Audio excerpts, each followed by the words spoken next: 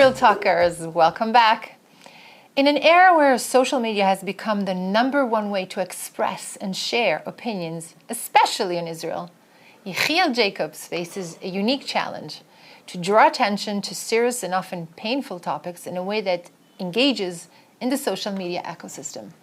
Jacobs skillfully navigates this challenge by infusing serious topics with sarcastic humor, transforming complex issues into accessible and shareable messages. Permanent ceasefire in Gaza. Calling for an immediate ceasefire in Gaza. And how about we do basic math? Okay, I'm going to do some basic math. Okay, so sit down, bring out your pencil, and bear with me. Let's say we do an immediate ceasefire. Okay, that means Hamas stops firing rockets into Israel. Israel stops bombing Hamas terrorists, and everything stops. Everything's fine and dandy. Tiny little problem. There's still hundreds of hostages that Hamas stole in freaking Gaza. So now what do we do with them? Do we forget about them? Do we just be like, no, we have a ceasefire and everyone's happy? No, I'm very unhappy, okay? I'm so excited to have here Yechiel Jacobs. How you doing? It's a pleasure to be here. Oh my God, you really talk like this, like a New Yorker. It's my natural voice. This is real. It's genuine. I'm not lying at all. You really feel genuine? Truth is, it's not. Not even close. This is me regular. I don't naturally talk like a 45-year-old Italian grandpa who's always angry. This is me regular, like this. Fantastic. Like, how you doing? That's not the How you doing? No, that's just, when I get triggered, it comes up. Like, when things bother me and I get annoyed, my hands shake and I do this. Wow, it's such a good pleasure to have you here. You bring so much happiness. The truth is, I was telling you before that I just got to know you recently through your social media, and I was absolutely frustrated to see the amount of viewers you have. And you're so refreshing. You know, you do have this accent. I'm not a New Yorker, but I understood that this is some kind of a trick to get people, you know, but it works. But you're also very serious. You are, through your comedy that you do, you're giving very important messages. You're putting up like very good conversations out there. How did it start? So, I mean, this all started after October 7th. After October 7th, obviously everyone was just in shock, horror. Yeah.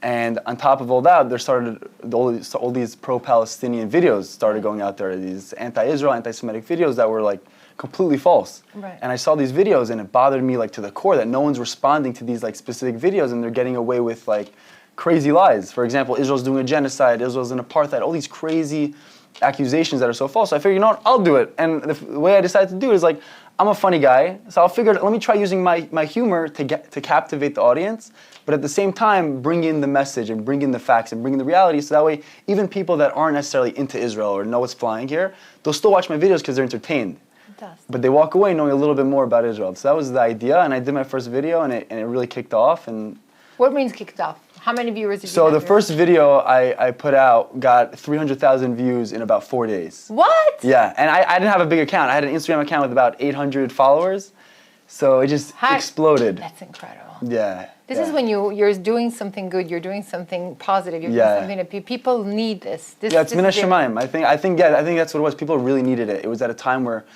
everyone was going through such hardship, and like it was unbearable. It was like you go through Instagram, everything is depressing, and it's heavy and heavy and heavy. And then all of a sudden you go next one, it's like, how you doing? You're like, who's this kid? You know what I mean? And all of a sudden, and I'm saying all the things that people are thinking, like I'm calling out the stupidity, but I'm doing it in a humorous way, because if you take stupidity and you respond with seriousness, you're almost justifying the stupidity. Fantastic. But when you do it in a sarcastic, comical way, it's throwing it to the side and then bringing the facts. I think it was a perfect mixture. I think that's why I really was able to like explode. That's amazing.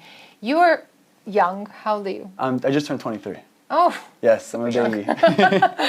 And you got into this now, and is this becoming your main occupation? It's definitely becoming more full time.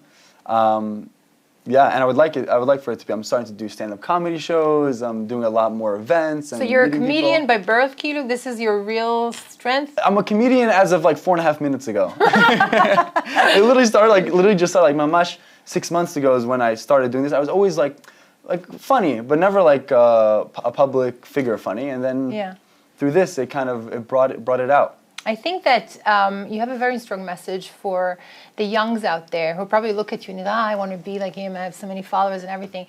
But you're doing it for a good reason. You know, you're this young, good-looking guy, and you're out there putting yourself out there in a comic way, smart way.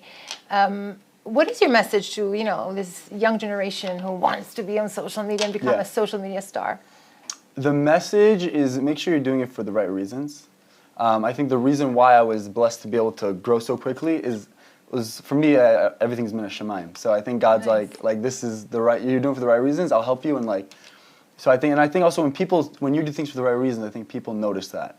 And people want to encourage that. So people want to share my content. It's not like, oh, this kid wants to become big and popular. So they're like, no, this kid's standing up for Israel. He's standing up for the Jewish people. Like, I want to promote him. I want to help him. I think that's what really helps. So for the young generation is make sure you have the right intentions. And I think that will be super helpful to help you grow. Just to show how serious you've become, you were telling me that you came here with the Ministry of Foreign Affairs to Israel. So this is no joke anymore. No joke. Yes, it's official.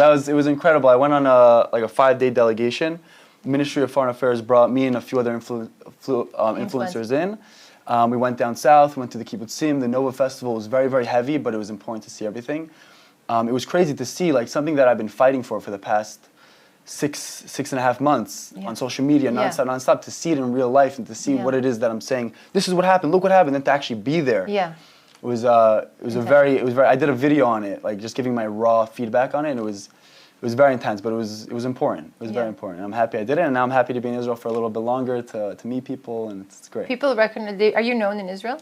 Yeah, pretty known. The Americans. Not everybody, but a lot of times people are taking pictures and Amazing. And a beautiful thing is if people when they see me, they're like, oh, I have people that won't even take a picture. They'll be like, thank you so much for what you're doing. Israelis will say, thank you so much for what you're doing. Wow. And just walk away. And those are the best for me because that shows they really appreciate it, and it means that I'm really doing something good. So amazing. Yeah. Well, in America, you're pretty known, right? In the Jewish communities, Jewish communities. Yeah. You were born in Israel, though. Yes. Interesting. Yeah. I was born in Yerushalayim. Your parents are Israeli? No, so we're very global. My mom's Australian. Wow. My dad's from England. Okay. They met in Israel. Nah. They had me and my sister in Israel. Now we live in America. Okay. Yeah, so we're all over. And how many siblings are you? I have one older sister. Okay, so you're number 2. And you come from what kind of upbringing did you have? Religious, modern Orthodox. Yeah. So rebel, there's no drama here. No, it's just, I've been consistent my whole life. And keeping it the same the whole time. I'm sure there's lots of girls who are going to watch here and wanting to know your... My shidduch resume, we'll send it to you guys, don't worry. We'll put it out there. Get in touch with my mom. Good luck. You heard him, okay? This is... Another thing that I want to discuss with you, which I think is, we touched it before, Israel's public relation is not good. No. Hamas is better. Way better. Why? Better. So this is my theory. What I think is, number one, we're majorly outnumbered when it comes to the social media. People are talking about insane amounts of numbers. That's number one. Number two is that Israel, we care about something called the truth. People aren't so familiar with it, unfortunately, nowadays, but we care about truth and we care about facts. So that means that Israel, when we put out things, we have to verify them before we release them. Mm-hmm. The other side, Hamas, the pro-Palestinian side, they get information. The second, it makes Israel look bad, send it out. And they're constantly putting out all these fires. And Israel is forced to be now on the defense, taking out all these fires. We never have the opportunity to even go on the offense because we verify information and then release it. Right. So I think that's a big reason why we're at a big disadvantage, is because we're putting out things that are truthful and we care about what actually happened as opposed to just putting out what the other side makes the other side look bad. So that's my theory on why, one of the reasons, I'm sure there's other aspects. Very true. Yeah. And how do you think is the best way to attack this? So saying to attack the other side? Yes. I mean, I think for straight thinkers, people that are serious thinkers and not naturally anti-Semitic, when they actually look into it, we have the truth on our side, which is an advantage and a disadvantage. A disadvantage because we have to verify everything and put it out. It's an advantage because anyone who actually cares about the truth will look at our stuff and be like, 1 second, I did a little bit of research. What they're saying is actually true. What the other side's saying is completely false and not true. And those people will gravitate, I think, towards Israel's side. Mm-hmm. So I think what we have to do is release the truth faster if we can, get more people on board, get more involved globally. We have to connect all together as opposed to everyone doing their own thing. If we can have like Israel connecting with influencers around the world to put out information, I think that will be a big help. But you were in America, you live there, you're young, you speak to the students, you see them. The real feel, I mean, we get all the negativity, but the Americans really are on our side. Oh, absolutely. Okay. Absolutely. That's a big thing that I felt. Good to know. Yeah. No, we're not. The biggest thing here is that we are not alone. Israel is not alone. That's a huge thing that people need to know. And I felt that when I came here, we met like the family of the hostages. And a big feeling, I got hit with so much, they were so grateful and so thankful, and they were almost like shocked that I came. Yeah. And the feeling I had is like, of course, like it's not even a question, like of course I'm gonna stand up for you guys, of course I'm gonna, like it wasn't even like a thing. And I think the mindset in Israel a lot is we're alone. Yeah. But the truth is you're not alone. And I'm telling you as an American from Florida, there are so many people that are pro-Israel, that are fighting for Israel, that are actively doing things for Israel. And it's incredible to see. That's so amazing. it's the message I want to give over is you're not alone. And there are a lot of people that are silent that are on our side. There are a lot of people that aren't silent and are on our side globally. So that's amazing. That's important to know. The last thing I want to tell you that I really liked, I saw your last video. You're with Michael Rappaport, the amazing actor who is always standing up for us, and he's always strong. Yeah. And you told him, did you put on tefillin? And I love it. So you're doing also, you're becoming a Chabad. Yeah, we gotta spread the truth everywhere. Chabad, it's all good, you know? So you're also out there putting on tefillin. No. Well, Michael is, first of all, shout out to Michael. He's unbelievable. He's been such an incredible supporter of Israel, and he's, like, I met him personally, I know him personally, like, he's so genuine in what he's doing. Yeah. And it's so refreshing to see. There's no motive. Yeah, it's just, this is the truth. No, I want to make sure everyone knows about it, and that's what he does, and that inspires me and other influencers to do the same thing. Right. It's like, this is the truth, let's go, you know? Yeah. So he's awesome. Amazing. Yeah. Where are you going, Yechiel? Where's Apart from, not now. We can have coffee after. Some coffee, it'll be fantastic. Where are you heading? You're still young. I mean, you can really conquer the world in 20 years. Yeah.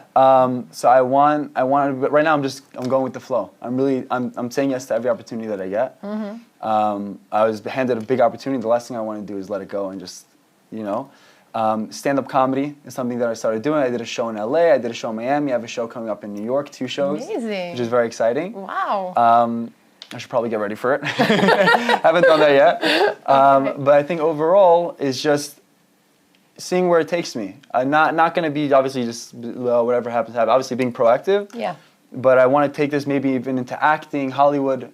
See where it takes me. Amazing. Yeah. Amazing. So we'll be looking out for you. Yeah. Hopefully you'll see me on the big screen one day.